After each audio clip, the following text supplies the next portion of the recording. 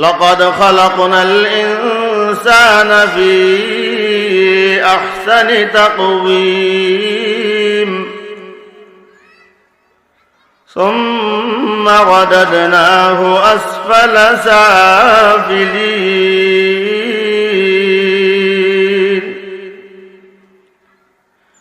إلا الذين آمنوا وعملوا الصالحات فلهم أجر غير ممنون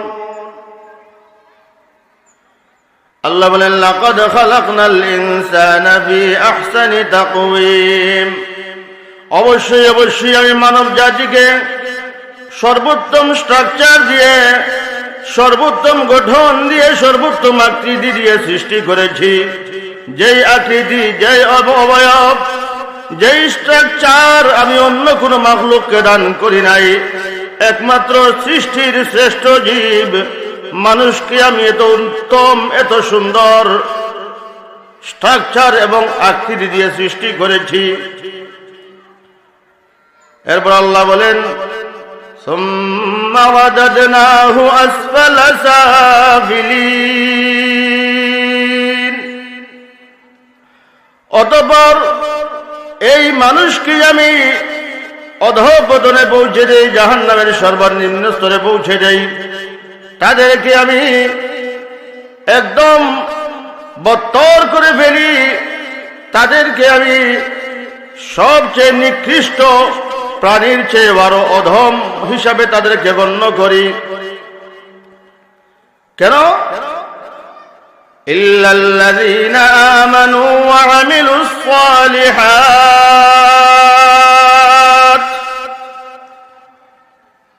আল্লাহ বলেন কিন্তু যারা ঈমান এনেছে এবং যারা নেক আমল করেছে, যারা আমি আল্লাহ রাব্বুল আলামিনের উপর বিশ্বাস স্থাপন করেছে, আমার রাসূল মাকবুল সাল্লাল্লাহু আলাইহি ওয়াসাল্লামের উপর যারা সত্যিকার অর্থে ঈমান এনেছে, বিশ্বাস স্থাপন করেছে, যারা পরকালকে বিশ্বাস করেছে, জান্নাত জাহান্নামকে বিশ্বাস করেছে, কবর হাসর মিজান ফুলসিরাতকে যারা বিশ্বাস করেছে, কাল হাসরের ময়দানে কঠিন মুসিবতের সময় জীবনের প্রতিটি মুহূর্তের হিসাব পুঙ্খানুপুঙ্খ ভাবে আমি আল্লাহর সামনে পেশ করার বিশ্বাস যারা স্থাপন করেছে, নিশ্চয়ই তারা ধ্বংসের মধ্যে নয়, নিশ্চয়ই তারা নিকৃষ্ট জাতিতে পরিণত হবে না, নিশ্চয়ই তারা আসফালা সাফিলিন হবে না। এখানে আল্লাহ বলছেন যে মানুষকে আমি সুন্দর করে সৃষ্টি করেছি, যেই সুন্দর আমি অন্য কোনো মাখলুককে দেই নাই। কিন্তু ওই মানুষকে আবার আমি সবচেয়ে নিকৃষ্ট প্রাণীর চেয়েও আরো অধঃপতনে পৌঁছে দেব। কিন্তু যারা ঈমান এনেছে এবং নেক আমল করেছে, বোঝা গেল যারা ঈমান আনবে এবং নেক আমল করবে তারা এই ধ্বংসের মধ্যে নয়, তারা এই ইয়াহদিহিল্লাহু ফালা মুদিল্লা লাহু ওয়া মান ইউদ্লিল ফালা হাদিয়া লাহু ওয়া নাশহাদু আল লা ইলাহা ইল্লাল্লাহু ওয়াহদাহু লা শারীকা লাহু ونشهد أن سيدنا وسندنا وحبيبنا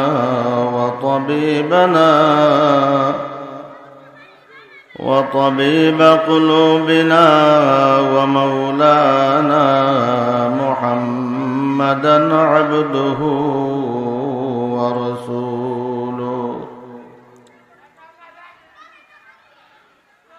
أما بعد فأعوذ بالله من الشيطان الرجيم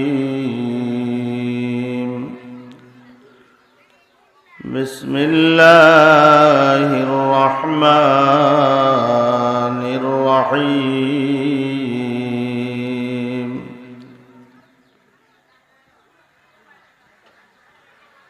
الرحمن علم القرآن خلق الإنسان الإنسان علمه البيان.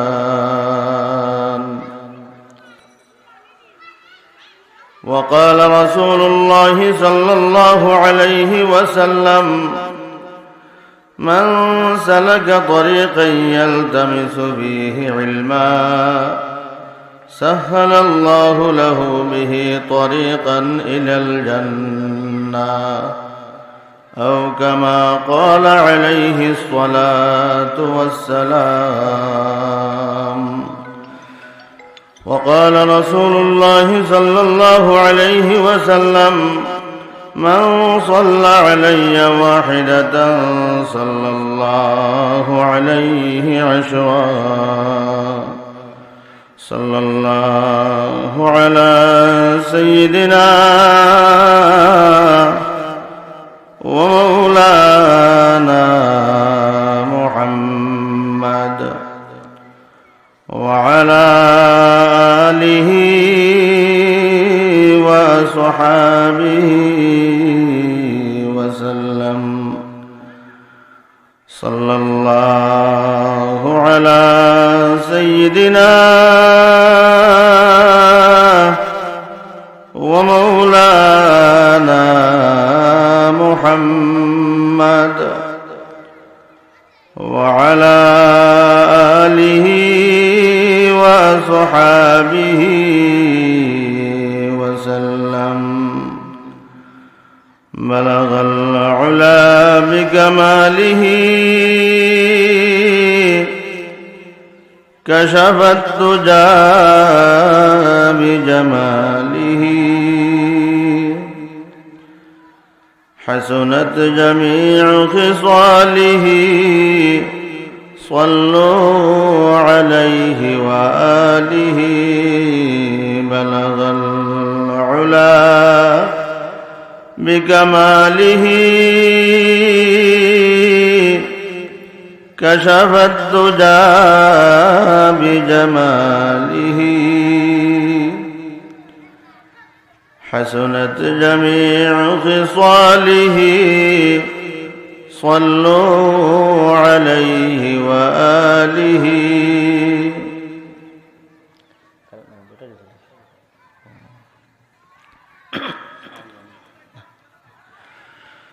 আলহামদুলিল্লাহ সুম্মা আলহামদুলিল্লাহ। শুরুতেই অন্তরের অন্তঃস্থল থেকে সমস্ত শুকরিয়া, সমস্ত প্রশংসা, সমস্ত কৃতজ্ঞতা প্রকাশ করছি সেই মহান জাতের দরবারে, সেই মহান কাদিরে মতলকের দরবারে, যিনি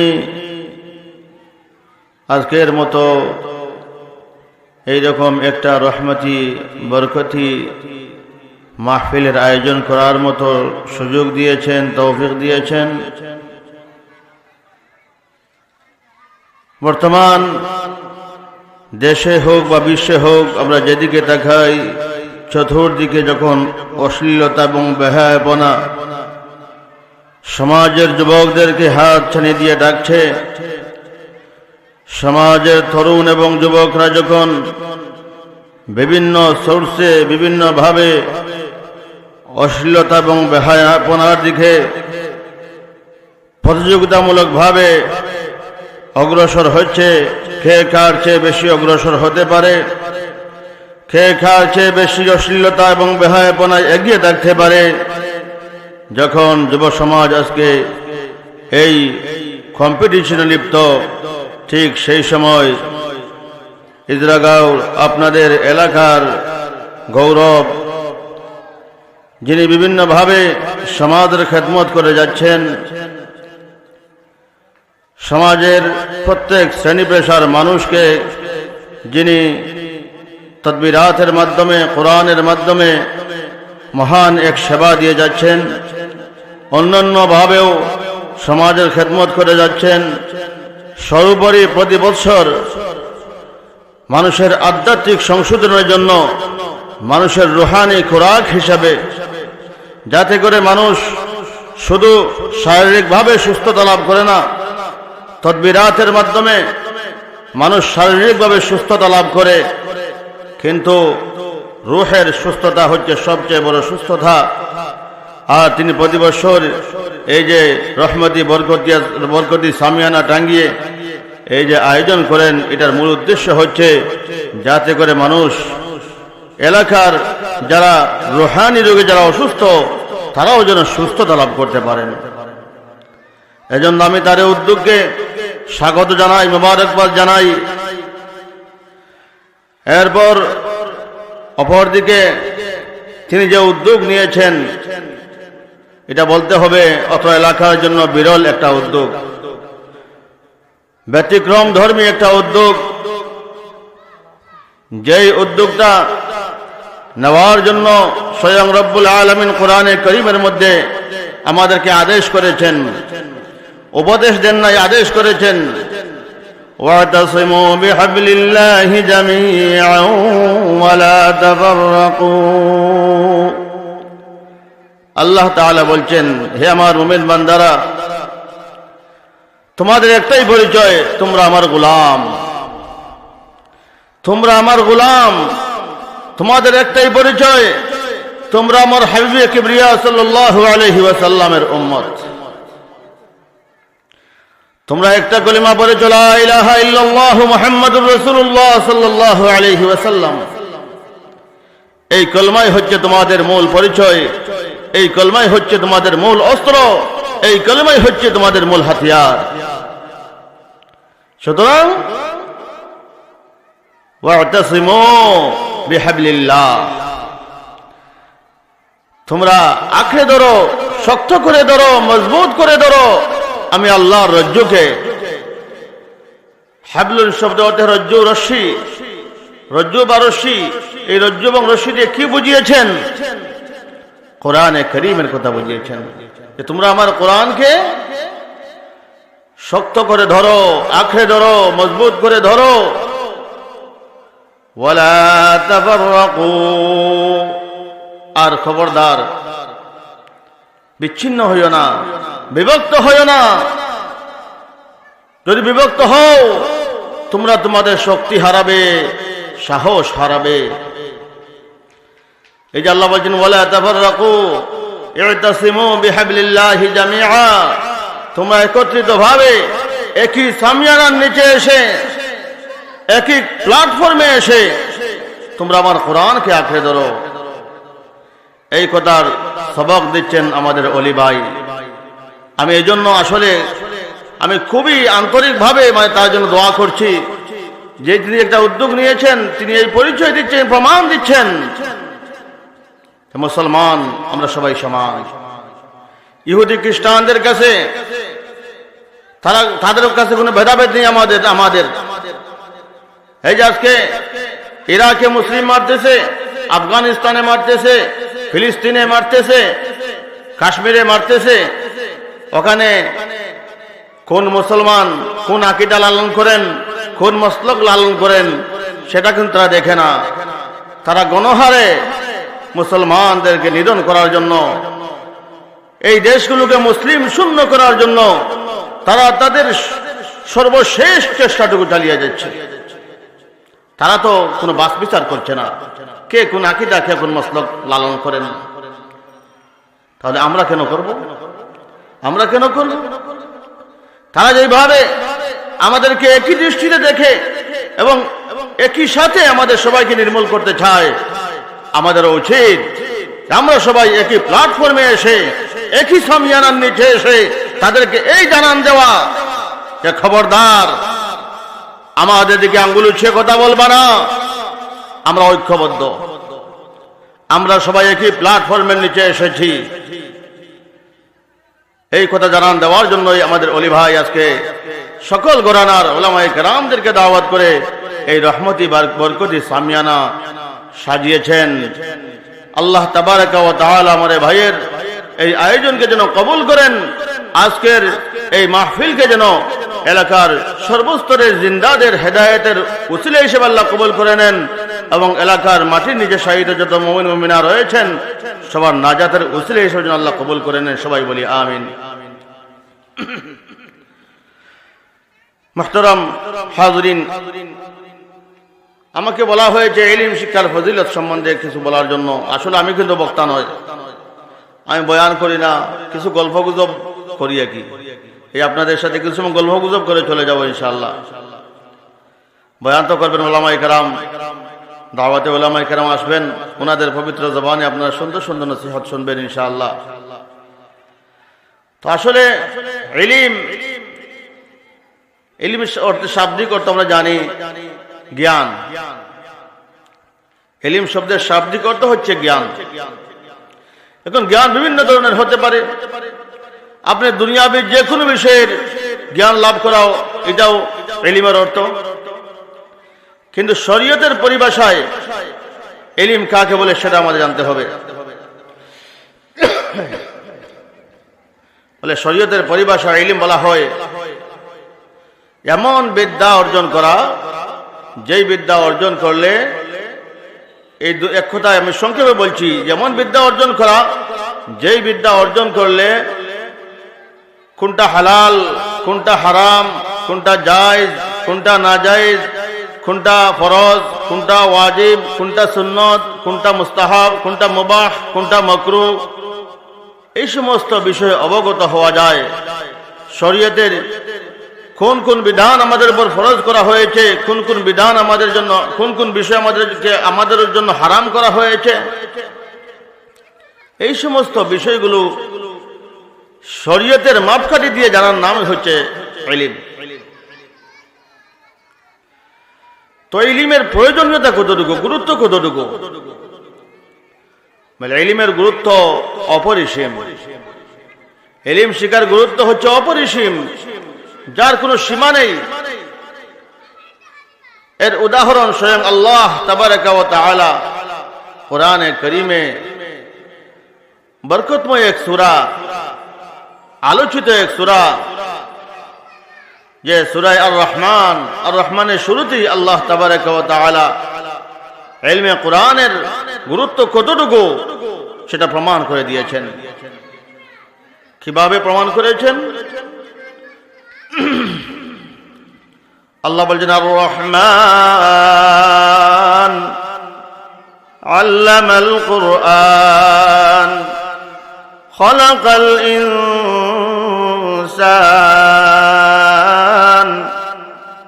আল্লামাহুল বায়ান। আল্লাহ প্রথমে আর রহমান, তার পরিচয় দিচ্ছেন।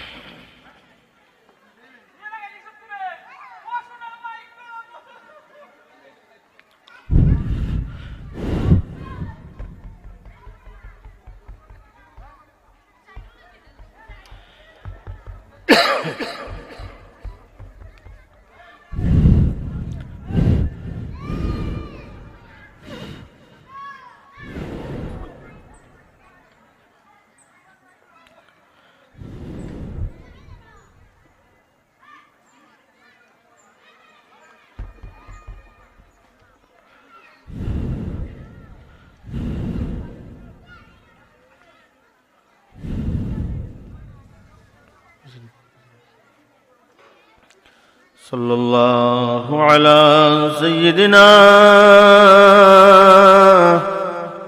ওয়া মাওলানা মুহাম্মদ ওয়া আলা আলিহি ওয়া আসহাবিহি ওয়া সাল্লাম।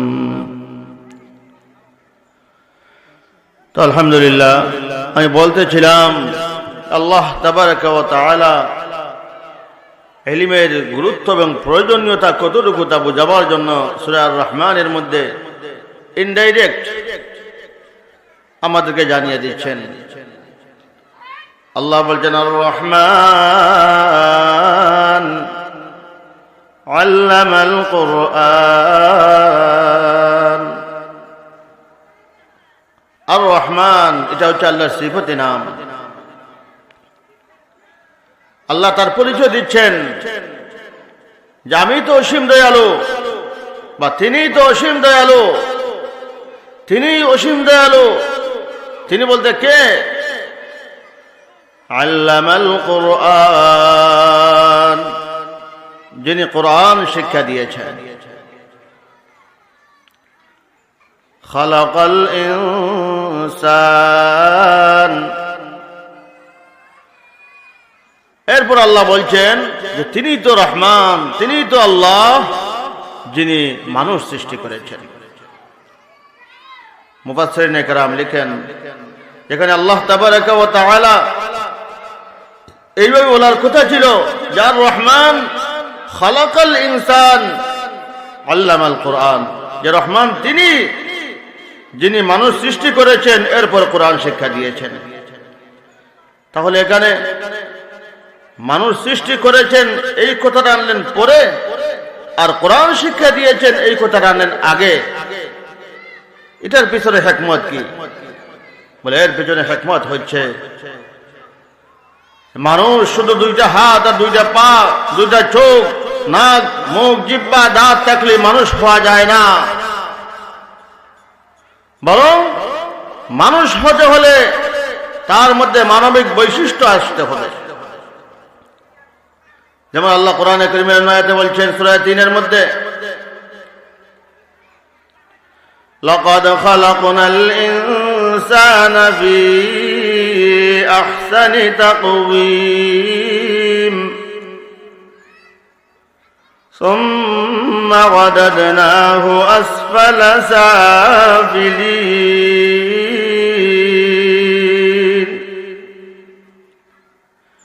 إلا الذين آمنوا وعملوا الصالحات فلهم أجر غير ممنون। الله بل لقد خلقنا الإنسان في أحسن تقويم, অবশ্যই অবশ্যই আমি মানব জাতিকে সর্বোত্তম স্ট্রাকচার দিয়ে, সর্বোত্তম গঠন দিয়ে, সর্বোত্তম আকৃতি দিয়ে সৃষ্টি করেছি। যেই আকৃতি, যেই অবয়ব, যেই স্ট্রাকচার আমি অন্য কোন মাখলুককে দান করি নাই। একমাত্র সৃষ্টির শ্রেষ্ঠ জীব মানুষকে আমি এত উত্তম, এত সুন্দর স্ট্রাকচার এবং আকৃতি দিয়ে সৃষ্টি করেছি। এরপর আল্লাহ বলেন সুম্মা রাদাদনাহু আসফালা সাফিলিন, অতঃপর এই মানুষকে আমি অধঃপতনে পৌঁছে দেই, জাহান্নামের সর্বনিম্ন স্তরে পৌঁছে দেই। তাদেরকে আমি একদম বত্তর করে ফেলি, তাদেরকে আমি সবচেয়ে নিকৃষ্ট প্রাণীর চেয়ে বড় অধম হিসাবে তাদেরকে গণ্য করি। কেন? ইল্লাল্লাযীনা আমানু ওয়া আমিলুস সালিহাত,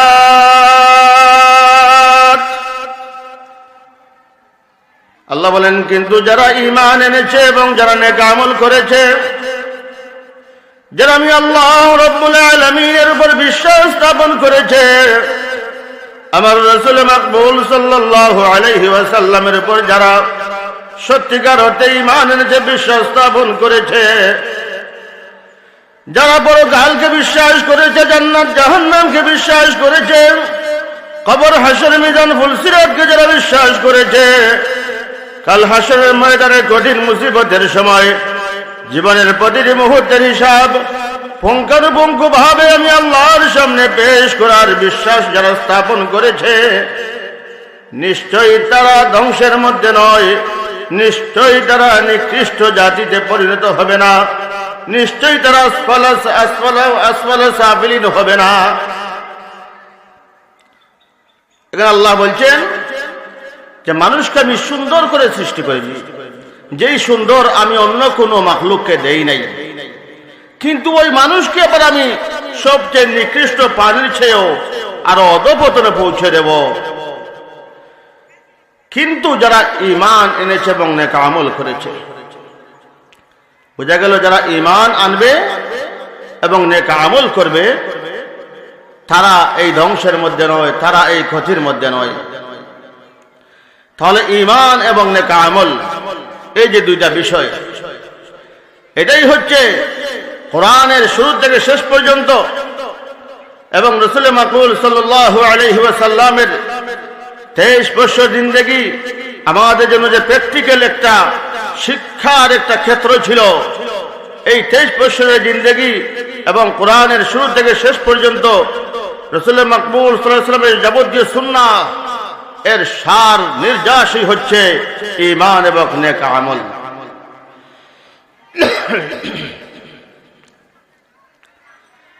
তাহলে এই যে বিশাল একটা বিষয় ঈমান, আরেকটা বিশাল বিষয় নেক আমল, এই দুইটা বিষয় কি এমনি এমনি এর মধ্যে চলে আসবে? এমনিতেই কি আমার আয়ত্তে আসবে? আমি যখন আজকে ধান রোপণ করতে যাই তখন এটা অন্য কারো কাছ থেকে প্রশিক্ষণ নিতে হয়, শিখতে হয়। যখন আমি কোনো গাছের চারা রোপণ করতে যাই তখন কারো কাছ থেকে আমাকে সবক নিতে হয়, প্রশিক্ষণ নিতে হয়। আমি গাছটা কিভাবে রোপণ করব, কি পরিমাণ সার দিতে হবে, কি পরিমাণ গোবর দিতে হবে, গর্ত কতটুকু খনন করতে হবে, আমি কারো কাছ থেকে শিখে এরপর গাছ রোপণ করতে হয়। এক কথায় দুনিয়া যে কোনো কাজ আমাকে করতে হলে আগে সেই কাজের প্রশিক্ষণ নিতে হয়, ট্রেনিং নিতে হয়। তাহলে ঈমান কি এমনিতেই আমার আয়ত্তে চলে আসবে? রাসূল মাকবুল সাল্লাল্লাহু আলাইহি ওয়াসাল্লাম যখন ঈমানের দাওয়াত দেওয়া শুরু করলেন তখন দেখা গেল একজন, দুইজন, 5 জন করে যখন সেই ঈমানের সুশীতল ছায়াতলে চলে আসতে লাগলেন তখন তাদের একমাত্র কাজ ছিল এই ঈমানের পিছনে মেহনত। প্রত্যেকটা মানুষ ঈমানদার, ঈমান গ্রহণের পর যাতে করে তার মধ্যে ঈমানের যে মূল লক্ষ্য উদ্দেশ্য, ঈমানের যে গভীরতা, ঈমানের যে একটা বিশাল সাগর, এটা যাতে তার আয়ত্ত চলে আসে। এজন্য প্রত্যেকে একটি কথা বলতেন যে ঈমানের পিছনে মেহনত করো, ঈমানের পিছনে মেহনত করো। প্রথমে নামাজের কথা বলেন নাই, রোজা ফরজ হয় নাই, নামাজ ফরজ হয় নাই, যাকাত ফরজ হয় নাই, কোনো বিধান ফরজ হয় নাই। শুধুমাত্র ঈমানের পিছনে 9 বছর পর্যন্ত শুধুমাত্র ঈমানের পিছনে সাহাবায়ে কেরাম মেহনত করেছেন, মেহনত করে ঈমান হাসিল করেছেন। তাহলে মেহনত করেছেন মানে কি? ঈমান শিখেছেন, ঈমান শিখেছেন, ঈমানের তালিম নিয়েছেন। এরপর যে নেক আমলগুলো, নেক আমল বলতে ভালো কাজ, আমলে সালেহ অর্থাৎ ভালো কাজ যা রয়েছে। এখন কোনটা ভালো কাজ আর কোনটা খারাপ কাজ এটা আমি কিভাবে জানবো? যদি আমার ইলম জানা না থাকে, যদি কোরআন হাদিসের জ্ঞান আমার মধ্যে না থাকে, তাহলে আমি কিভাবে বুঝবো যে ওটা ভালো কাজ আর ওটা খারাপ কাজ? বোঝার তো কোনো শক্তি নেই, কোনো সুযোগ নেই, কারণ আমার তো সেই ইলম নেই। যখন আমি এই ইলম হাসিল করতে পারবো যে আল্লাহ এই বিষয়গুলো আমার জন্য হালাল করেছেন আর এই বিষয়গুলো আমার জন্য হারাম করেছেন, যখন এই জ্ঞান আমি লাভ করতে পারবো তখন আমলে সালেহ আমার দ্বারা সম্ভব হবে। নতুবা আমি কিভাবে আমলে সালেহ করবো, কিভাবে ভালো কাজ করবো? যেমন উদাহরণস্বরূপ দেখেন, অনেক মানুষ অনেক সময় গুনার কাজ করে ফেলে, গুনার কাজ করে ফেলে, কবিরা গুনাহ করে ফেলে। জিজ্ঞেস করলে উত্তর দেয় হুজুর এটা তো নিষেধ হওয়ার কথা না, এটা তো নিষেধ হওয়ার কথা না, আমি তো জানি এটা করা যায় এই জন্য করতেছি। এই যে উনি বললেন যে আমি জানি এটা করা যায় এই জন্য করতেছি, বোঝা গেল এই ইলমটা তার মধ্যে নেই, এই জ্ঞানটা তার মধ্যে না থাকার কারণে তিনি হারামকেও হালাল জেনে করে যাচ্ছেন। যদি অজানা অবস্থায় কেউ হারামকে হালাল জেনে করে ফেলে তাহলে তার কবিরা গুনাহ হবে, কিন্তু ঈমান নষ্ট হবে না। কিন্তু খবরদার, যদি হারামকে হারাম জেনে, হারামকে যদি হালাল জানার পরও, হারামকে যদি হালাল জেনে এবং সেটা অন্তর থেকে বিশ্বাস করে যেটা হারাম নয় এটা হালাল, অথচ তাকে বলা হয়েছে, উলামায়ে কেরাম তাকে বলেছেন, অথবা অন্য কোনো মাধ্যমে সে জেনেছে যে এটা হারাম, কিন্তু এরপরে সে বলে না এটা হারাম না, এটা হালাল, তাহলে তার ভিতরে যে নূরে ঈমান রয়েছে সেই নূরে ঈমানটা বের হয়ে যাবে। কারণ হারামকে হারাম জানতে হবে আর হালালকে হালাল জানতে হবে, এটাও হচ্ছে একটা ঈমানের তালিম, এটাও হচ্ছে ঈমানের ইলম। ঈমান হচ্ছে তাসদীক বিল কলব, ইকরার বিল লিসান আর আমল বিল আরকান। এই তিনটা জিনিসের সমন্বিত নাম হচ্ছে ঈমান। তাসদীক বিল কলব, ইকরার বিল লিসান আর আমল বিল আরকান।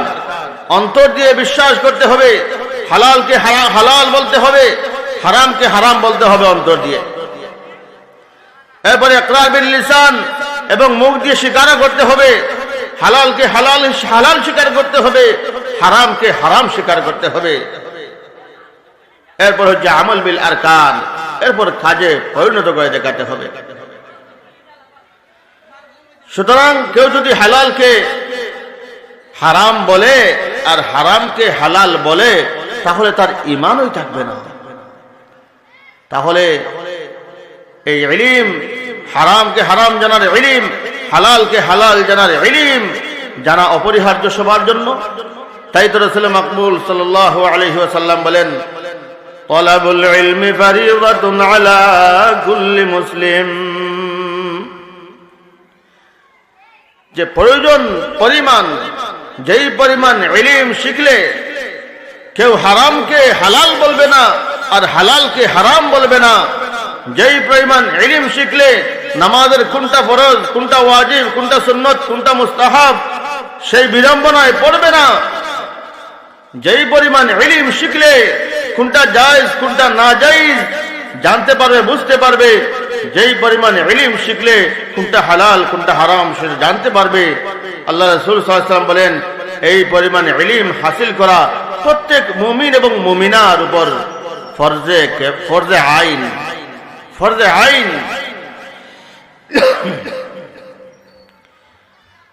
প্রয়োজন পরিমাণ ইলম শিখা প্রত্যেক মুসলিম নরনারীর উপর ফরজে আইন। সামষ্টিকভাবে, সামগ্রিকভাবে, পৃথক পৃথক ভাবে সবার উপর সমান তালে সবার উপর ফরজ। যদি সে আকিল এবং বালিগ হয়, যদি সে আকিল এবং বালিগ হয়, তার জ্ঞানী হয়, নির্বোধ এবং পাগল না হয়, আর যদি বালিগ হয় তাহলে সবার উপর সমানভাবে প্রয়োজন আন্দাজা ইলম শিখা ফরজ। এছাড়া এই যে ইলমে তাফসীর, ইলমে ফিকহ, উলুমুল হাদিস, আরো যত বিষয় রয়েছে, এই বিষয়গুলো শেখা কিন্তু ফরজে কিফায়া, এটা কিন্তু ফরজে আইন নয়, সবার উপর ফরজ নয়, সবার উপর সমানভাবে ফরজ নয়। বরং দেশের বা এলাকার ওই এলাকার কিছু সংখ্যক মানুষ যদি সেই বিষয়ে ইলম হাসিল করে তাহলে সবাই দায়মুক্ত হয়ে যাবে, সবাই দায়মুক্ত হয়ে যাবে। কিন্তু যেই পরিমাণ ইলম না শিখলে আমি আমার নামাজ সহি শুদ্ধ করে পড়তে পারবো না, যেই পরিমাণ ইলম না শিখলে আমি হালাল হারাম জায়েজ না জায়েজের বাছ বিচার করতে পারবো না, সেই পরিমাণ ইলম শিখা আমার উপর, আপনার উপর, সবার উপর ফরজে আইন, ফরজে আইন।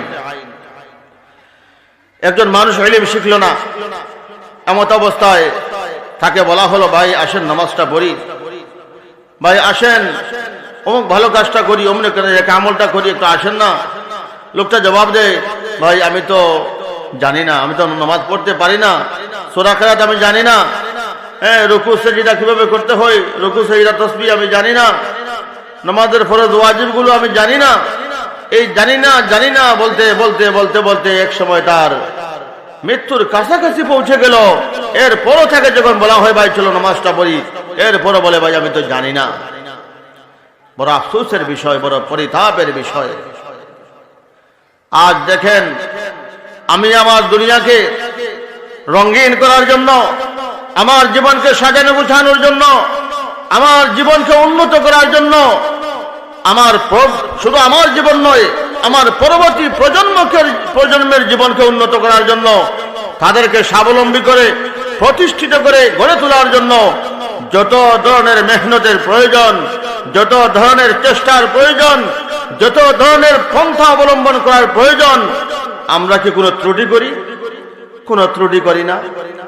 দেখা যায় যত টাকা পয়সা খরচ করতে হয় করি, যত সময় দিতে হয় সময় দিই, যত শ্রম দিতে হয় শ্রম দেই, যত ঘাম দিতে হয় ঘাম দেই। কারণ আমার জীবনকে রঙাতে হবে, আমার ছেলে মেয়ের জীবনকে সাজাতে হবে, তাদের জীবনকে প্রতিষ্ঠিত করতে হবে। এজন্য মেহনতের কোনো কমতি রাখি না, খরচ করার কোনো কমতি রাখি না। কিন্তু আমরা কত বড় কপাল পোড়া যে আমার অনন্তকালীন জীবন আজ হোক কাল হোক শুরু হয়ে যাচ্ছে, শুরু হয়ে যাবে না, শুরু হয়ে যাচ্ছে। আমার পরকালীন জীবন শুরু হয়ে যাচ্ছে, হয়তো আজ অথবা আগামীকাল। যেই জীবনের শুরু আছে কিন্তু শেষ নেই,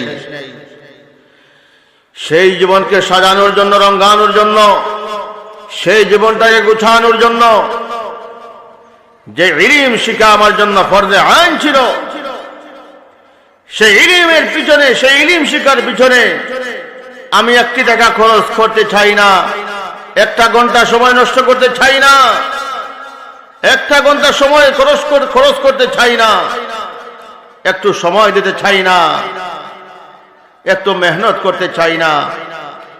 তাহলে বোঝা গেল সেকালের চেয়ে একালের প্রতি আমার ঈমান বেশি, সেকালের চেয়ে অর্থাৎ পরকালের চেয়ে ইহকালের প্রতি আমার বিশ্বাস বেশি, ইহকালের প্রতি আমার ইয়াকিন বেশি, ইহকালের প্রতি আমার মায়া মমতা বেশি।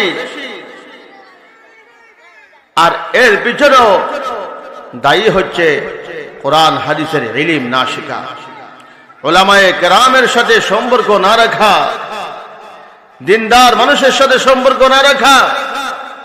কারণ আল্লাহ বলেছেন ওয়াকুনু মা'আস সাদিকিন,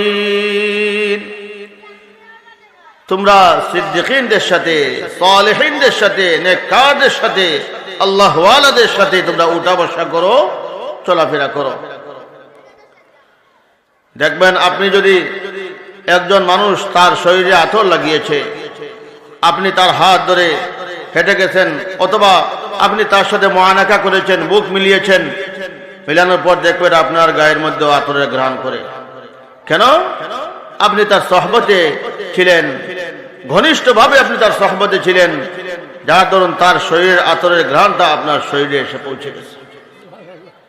ঠিক তেমনি ভাবে যদি আমি সালেহিনদের সাথে, সাদিকিনদের সাথে, উলামা সুলাহাদের সাথে যদি আমরা উঠা বসা করি, সময় ব্যয় করি, তাহলে তাদের যে আখলাক, তাদের মধ্যে যে গুণ রয়েছে, যে বৈশিষ্ট্য রয়েছে, সেই গুণগুলো, সেই বৈশিষ্ট্যগুলো একটা প্রভাব, একটা জ্যোতি আমাদের মধ্যে এসে পড়বে ইনশাআল্লাহ।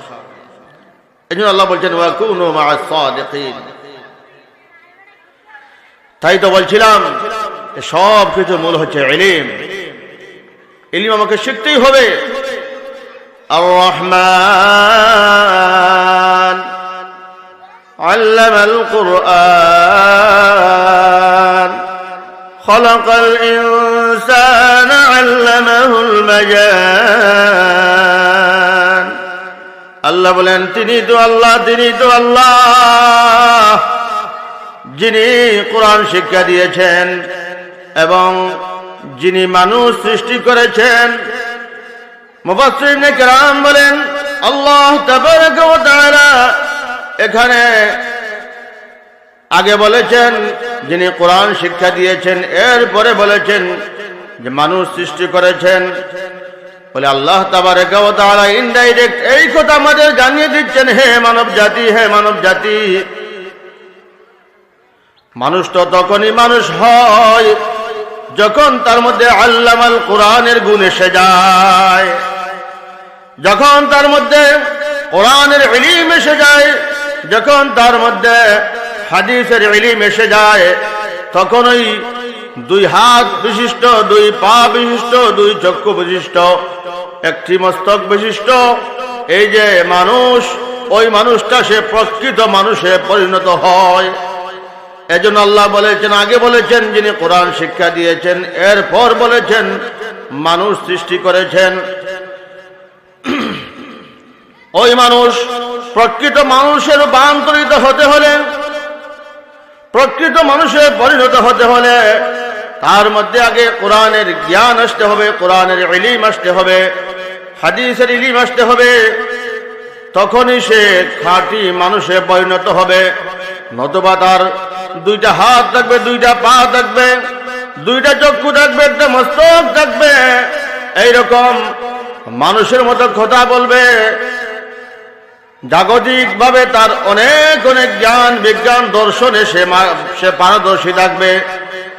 সে বাতাসের উপর বিমান চালাবে, বিমানের পাইলট হবে, এরপর বড় বড় জ্ঞানী বিজ্ঞানী বড় বড় দার্শনিক হয়ে যাবে।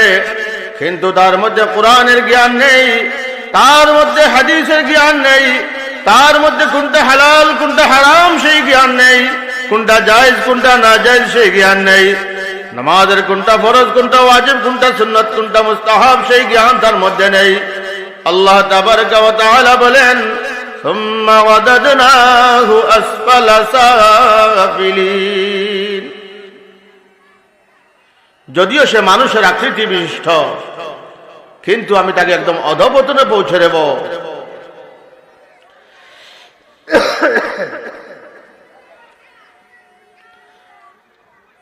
যদি সে প্রকৃত মানুষ হিসেবে নিজেকে প্রমাণ করতে চায়, মানুষের পরিচয় নিয়ে দুনিয়াতে বাঁচতে চায়, মানুষের পরিচয় নিয়ে দুনিয়া থেকে যদি বিদায় নিতে চায়, তাহলে প্রত্যেকটা মানুষের জন্য পরিহার্য হলো জরুরত আন্দাজা ইলম, প্রয়োজন পরিমাণে ইলম হাসিল করা, প্রয়োজন পরিমাণে ইলম হাসিল করা। ইলম এবং আমলের মধ্যে পার্থক্য কতটুকু? উলামায়ে কেরাম বলেন যে একজন মানুষ সে ইলম শিকার পিছনে সময় কম খরচ করে, কিন্তু আমলের পিছনে সময় বেশি খরচ করে। আরেকজন মানুষ সে ইলম শিকার পিছনে সময় খরচ করে বেশি, আর আমল করার পিছনে খরচ ব্যয় করে কম। এই দুজনের পার্থক্য কতটুকু? কে এগিয়ে রয়েছেন? কার মর্তবা আল্লাহর কাছে বেশি? মানে একজন তো আমলে ব্যস্ত, আমল নিয়ে ব্যস্ত, বেশি পরিমাণ আমল করেন, কিন্তু ইলম শিখতে সময় দেন কম, তার মর্যাদা বেশি না যিনি ইলম শিখার পিছনে সময় বেশি দিচ্ছেন আর আমল করছেন অবশ্য, কিন্তু কম সময় দিচ্ছেন আমলের প্রতি। ফরজ ওয়াজিবগুলো যথাযথ আমল করেন, মানে সুন্নত বা নফল আমলিয়াত যেগুলো রয়েছে এগুলোতে সময় কম দেন। উলামায়ে কেরাম বলেন, এর দৃষ্টান্ত হলো যে একজন মানুষ বাজার থেকে একটা আম কিনে এনেছে খাওয়ার জন্য, আর আরেকজন মানুষ সে একটা আম কিনে এনে বরং একটা আমের চারা কিনে এনেছে, একটা আমের চারা কিনে এনেছে। যদিও যিনি চারা কিনে এনেছেন বাহ্যিকভাবে দেখা যাচ্ছে এই মুহূর্তে তিনি আম খেতে পারবেন না, কিন্তু বছর দুয়েক পরে দেখা যাবে ওই গাছে একটা আম ধরবে না, অনেকগুলো আম ধরবে। এবং এই আম শুধু তিনি একা খাবেন না, তার স্ত্রী পুত্র ভাই বোন আত্মীয় যারা আছেন সবাই মিলে তৃপ্তি মিটিয়ে খেতে পারবেন। কারণ ওখানে তো আম একটা নয়, তিনি এনেছিলেন একটি মাত্র চারা, আরেকটি চারাকে কেন্দ্র করে 2-1 বছরের মধ্যে গাছে আম ধরলো, অনেকটা আম ধরলো, সবাই তৃপ্তি মিটিয়ে খাচ্ছেন। আর আরেকজন কি করেছিলেন, বাজার থেকে একটা আম এনেছিলেন, এনে উনি হয়তো 2-1 জনকে নিয়ে খেয়ে ফেলেছেন। ওলামায়ে কেরাম বলেন, বলে যিনি ইলম শিক্ষার পিছনে সময় কম খরচ করেন ইনি হচ্ছেন ওই যে আম যিনি আনলেন তিনি। আর যিনি চারা কিনে আনলেন তিনি হলেন সেই ব্যক্তি যিনি ইলম শিক্ষার পিছনে সময় বেশি ব্যয় করছেন। এজন্য তো আল্লাহ বলেন, ইন্নামা ইয়াখশাল্লাহ মিন ইবাদিহিল উলামা।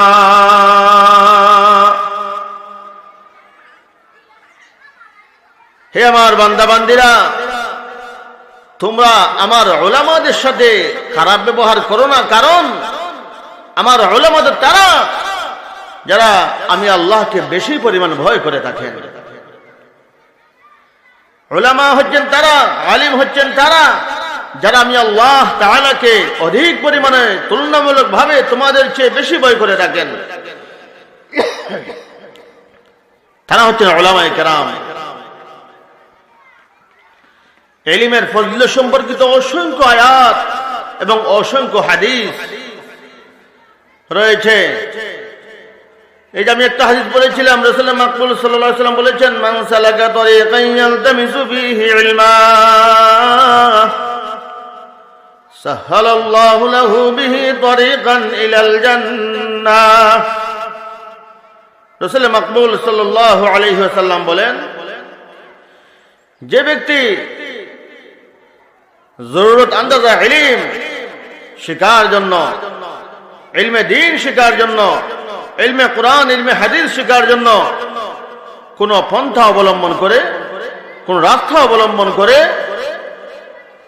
সাহালাল্লাহু লাহু, আল্লাহ বলেন, আল্লাহ রাসূল বলেন, তার জন্য জান্নাতের রাস্তাটাকে সহজ করে দেওয়া হবে। অর্থাৎ তার সাথে কোনো কঠোরতা করা হবে না, তার সাথে কোনো কঠোর আচরণ ব্যবহার করা হবে না, তার হিসাব নিকাশে কঠোরতা দেখানো হবে না, কারণ সে আমল করার সুযোগ কম পেয়েছে ইলম শিখার পিছনে সময় বেশি ব্যয় করতে গিয়ে। কেন? বলে তার ইলমে কিভাবে গাছ ধরেছে, কিভাবে ফল ধরেছে, বলে সে ইলম শিখেছিল, একটা মাসালা সে শিখেছিল, ওই মাসালার পিছনে সে 1 ঘন্টা সময় ব্যয় করেছে, 1 ঘন্টা সময় ব্যয় করে একটা মাসালা শিখেছে। এই মাসআলা থেকে সে আমল করেছে তো করেছেই, এই মাসআলা সে আরো অনেক, তার অনেক ছাত্র ছাত্রীদের মধ্যে সে বিলিয়ে দিয়েছে, তার অনেক মুসল্লিদের মধ্যে বিলিয়ে দিয়েছে, তার অনেক বন্ধু বান্ধবদের মধ্যে বিলিয়ে দিয়েছে। দেখা গেল তার জীবদ্দশায় শুধু তার মুখ থেকেই এই মাসআলাটা কমপক্ষে 1000 মানুষ শিখেছে, শুধু তার মুখ থেকেই কমপক্ষে 1000 মানুষ শিখেছে। ওই 1000 মানুষের কাছ থেকে যদি 10 জন করে শিখে, তাহলে 1 লক্ষ মানুষের শিক্ষা হয়ে গেল এই মাসআলাটা। এর যে ধারাবাহিকতা, এই যে বৃদ্ধির যে হারটা, যত দিন যাবে বাড়তেই থাকবে, বাড়তেই থাকবে, বাড়তেই থাকবে, লক্ষ লক্ষ কোটি কোটি হাজার কোটি গুণ, লক্ষ কোটি গুণ যখন বেড়ে যাবে, কাল হাসরের ময়দানে তার সামনে এর সওয়াব যখন হাজির করা হবে, যে তুমি যে অমুক বৎসরের অমুক তারিখে অমুক দিন অমুক জায়গায় তুমি মাসআলাটা শিখেছিলে, এর সওয়াবটা তোমাকে এই পরিমাণ দেওয়া হলো। সুবহানাল্লাহ, বিশাল বড় নেকির পাহাড় দেখে সে আশ্চর্য হয়ে যাবে। সে বলবে, ফেরেশতারা তোমরা ভুল করছো, তোমরা ভুল করছো, দেখো হয়তো এটা অন্য কারো আমল, তোমরা ভুল বশত এটা আমাকে দিয়ে দিচ্ছ, তোমরা ভালো করে চিন্তা করে দেখো এটা আমার কিনা। তখন ফেরেশতারা বলবেন, হে আল্লাহর বান্দা, তুমি আমল করেছিলে, তুমি মাসআলা শিখেছিলে একটা, ঠিক আছে, তোমার জীবদ্দশায় এই মাসআলাটা শিকার পরে তোমার জীবদ্দশায় তুমি অনেক মানুষের মধ্যে সেই মাসআলা বিতরণ করে এসেছো, বিলিয়ে এসেছো, শিক্ষা দিয়ে এসেছো। এরপর তাদের কাছ থেকে আরো অনেক মানুষ শিখেছে, এর পরবর্তী জেনারেশনের কাছ থেকে আরো অনেক মানুষ শিখেছে, ওই জেনারেশনের কাছ থেকে আরো অনেক মানুষ শিখেছে। এর যে ধারাবাহিকতা কিয়ামত পর্যন্ত চলে আসছিল, সবার সমপরিমাণ সওয়াব তোমার আমলনামায় গিয়ে এড হয়েছে। তখন সে আশ্চর্যান্বিত হয়ে যাবে, আশ্চর্যান্বিত হয়ে যাবে যে সুবহানাল্লাহ, কি তাহলে আর বেশি করে কেন ইলম শিকার পিছনে সময় ব্যয় করলাম না? এই ইলমের প্রচার প্রসারে কেন সময় বেশি ব্যয় করলাম না? রাসূল মাকবুল সাল্লাল্লাহু আলাইহি ওয়াসাল্লাম বলছেন, খায়রুকুম মান তাআল্লামাল কুরআন ওয়া আল্লামাহ। তোমাদের মধ্যেই তো সর্বোত্তম সেই মুমিন, সেই মুমিনা, যেই মুমিন, যেই মুমিনা নিজে কোরআন শিখে এবং অপরের মধ্যে সেই কোরআন শেখানোর জন্য, অপরকে শেখানোর জন্য মেহনত করে, সময় ব্যয় করে। নিজে কোরআন শিখেছে এবং অপরকে শেখানোর জন্য সে তার চেষ্টা চালিয়ে গিয়েছিল। সেটা হোক মক্তবের মাধ্যমে, সেটা হোক মাদ্রাসার মাধ্যমে, সেটা হোক খানকার মাধ্যমে বা অন্য কোনো যে কোনো মাধ্যমেই হোক, নিজে শিখেছিল আবার মানুষের মধ্যে শিখিয়ে দিয়েছে। এই লোকটা দুই দিক দিয়ে মর্যাদার অধিকারী। একটা হচ্ছে শিকার মর্যাদা, আরেকটা হচ্ছে শিখানোর মর্যাদা। একজন মানুষ শুধু শিখেছেন, কোরআন শিখেছেন, ইলমে কোরআন শিখেছেন, কিন্তু শিখাতে পারেন নাই, সে সুযোগ হয় নাই, তিনি একটা মর্যাদায় মর্যাদাবান হলেন, তিনি একটা মর্যাদায় ভূষিত হলেন।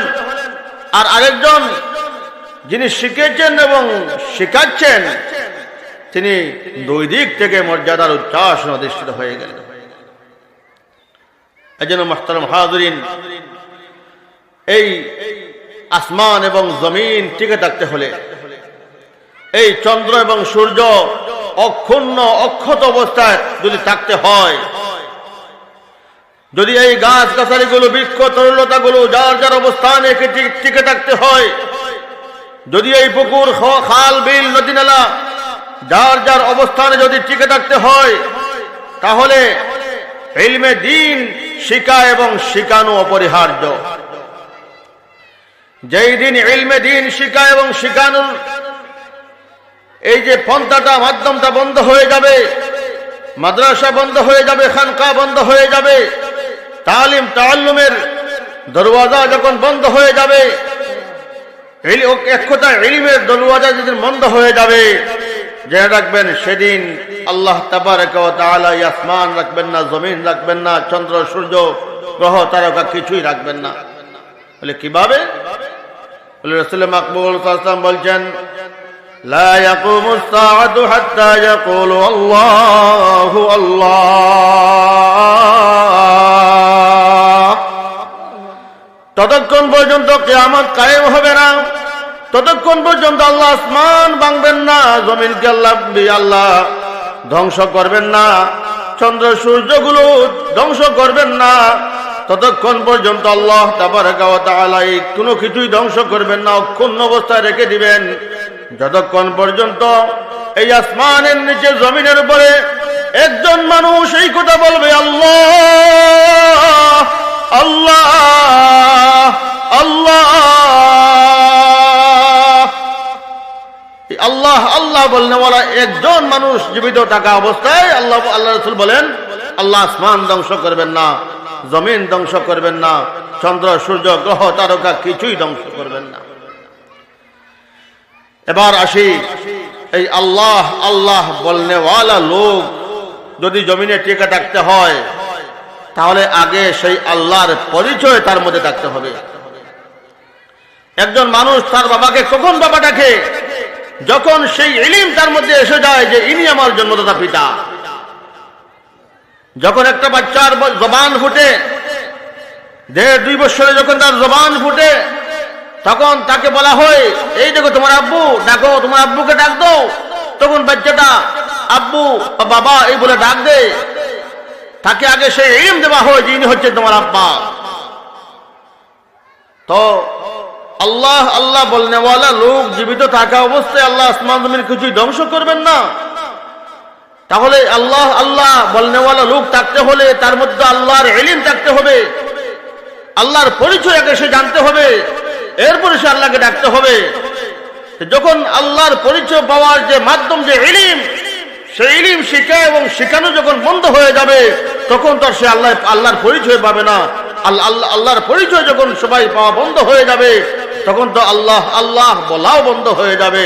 আর যখন আল্লাহ আল্লাহ বলা বন্ধ হয়ে যাবে, তখন আল্লাহ ইসরাফিল তুমি কি রেডি? ইসরাঈল বলেন লাব্বাইক ইয়া রাব্বাল আলামিন। আল্লাহ আমি তো এখন রেডি নয়, আমি তো যখন থেকে তুমি এই আসমান সৃষ্টি করেছো, জমিন সৃষ্টি করেছো, যখন থেকেই আমাকে তুমি সৃষ্টি করে দায়িত্ব দিয়েছিলে, এই সিংহা আমার মুখে লাগিয়ে যে আমি বসে আছি, আমি তো একটা মুহূর্তের জন্য আমার দৃষ্টি অন্যদিকে ফিরাই নাই।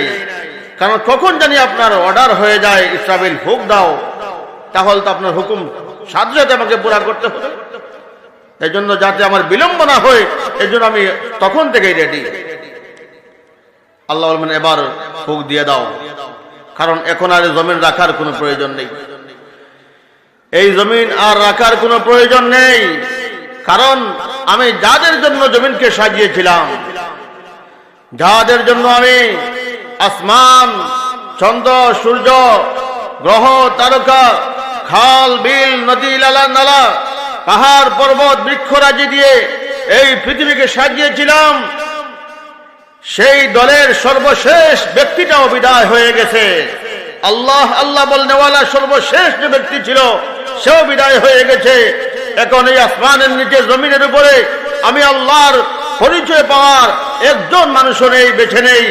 আমি আল্লাহকে আল্লাহ বলে স্বীকারোক্তি দেওয়ার একজন মানুষ এই জমিনে বেছে নেই। সুতরাং আমি যাদের জন্য পৃথিবী সৃষ্টি করেছিলাম, যাদের জন্য আসমান জমিন সৃষ্টি করেছিলাম, তারা যখন শেষ হয়ে গেছে, আমি এই দুনিয়াকে, জমিনকে আর টিকে রাখতে চাই না। তুমি সিংহায় ভোগ দেওয়া শুরু করো, বাস এই তো কিয়ামত কায়েম হয়ে যাবে। তাহলে একজন আল্লাহ আল্লাহ বলনেওয়ালা লোকের দাম কতটুকু, বলে তার উসিলায় আল্লাহ আসমান জমিন চন্দ্র সূর্য সব যার যার অবস্থানে বহাল তবিয়তে রেখে দিবেন। আর এই লোকটা কিভাবে আল্লাহ আল্লাহ বলবে, বলে এটা ইলমের মাধ্যমে, ইলম শিক্ষার মাধ্যমে, ইলম শিক্ষার মাধ্যমে। এই জন্য সব কিছুর ঊর্ধ্বে হচ্ছে ইলম।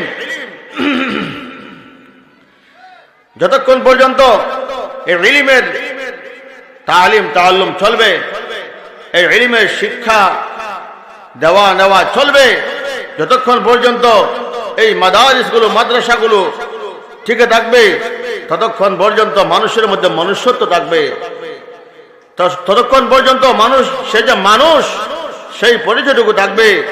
আর যখন এই শিক্ষা দীক্ষা, কোরআনের শিক্ষা, হাদিসের শিক্ষা, ইলমে দ্বীনের শিক্ষা যখন জমিন থেকে উঠে যাবে, তখন মানুষ, সে যে মানুষ, সে কথাও ভুলে যাবে। যেরূপ ইউরোপ, আমেরিকা দিকে একটু তাকিয়ে দেখি আমরা, ওদের মধ্যে আর রাস্তার কুকুরের মধ্যে তেমন পার্থক্য নেই। তাদের জীবন চলার যে গতি, তাদের পারিবারিক যে ব্যবস্থা, তাদের হাঁটা চলা, তাদের যে পোশাক পরিচ্ছদ, এই সব কিছু দিকে তাকালে তারা যে মানুষ, আমার মনে হয় সেই কথা তারা ভুলে গেছে। কারণ কুকুর সহ যত প্রাণী রয়েছে, ওই প্রাণীগুলো যেরকম উলঙ্গ হয়ে চলে, তারাও সেই রকম উলঙ্গ হয়ে চলে। ওই প্রাণীগুলো যেইভাবে তাদের খাহিশাত মিটানোর জন্য কোনো জায়গা, কোনো সেফটি বা কোনো নিরাপদ স্থান খুঁজে না, ঠিক তেমনি ভাবে ওই অমানুষগুলো এরকম কোনো স্থান খুঁজে না, যেথায় সেটায় তাদের খাহিশাত মিটিয়ে ফেলে। কারণ তাদের মধ্যে ওই আসমানি ইলম নেই, কোরআনে ইলম নেই। অপরদিকে আমরা মুসলিম প্রত্যেক রাষ্ট্রের দিকে দেখাই, যদিও ইসলামী কোরআনে হুকুমত যদিও নেই, কিন্তু এর পরও এই যে সামাজিক ভাবে কোরআন হাদিসের তালিমের ব্যবস্থা রয়েছে, শিক্ষার ব্যবস্থা রয়েছে, এর যে একটা প্রভাব সমাজের মধ্যে আছে, প্রত্যেকটা মুসলিম রাষ্ট্রের দিকে তাকালে আমরা দেখতে পারি সামাজিক ভাবে এর প্রভাব কতটুকু আছে। বলে মানুষ যে মানুষ, এখনো তাদের মধ্যে সেই পরিচয়টা পাওয়া যায়, এই পরিচয় তাদের মধ্যে পাওয়া যায়। আল্লাহ তাবারাকা ওয়া তাআলা আমাদেরকে ইলমে হাদিস এবং ইলমে কোরআন এর জ্ঞান যাতে আমরা হাসিল করতে পারি, আমাদের আওলাদকে যাতে সেই কোরআনের ইলমে, হাদিসের ইলমে যাতে সেই জ্ঞানী করতে পারি, আল্লাহ আমাদের তৌফিক দান করুন, কবুল করুন, আমিন। ওয়া আখিরু দাওয়ানা আলহামদুলিল্লাহি রাব্বিল আলামিন।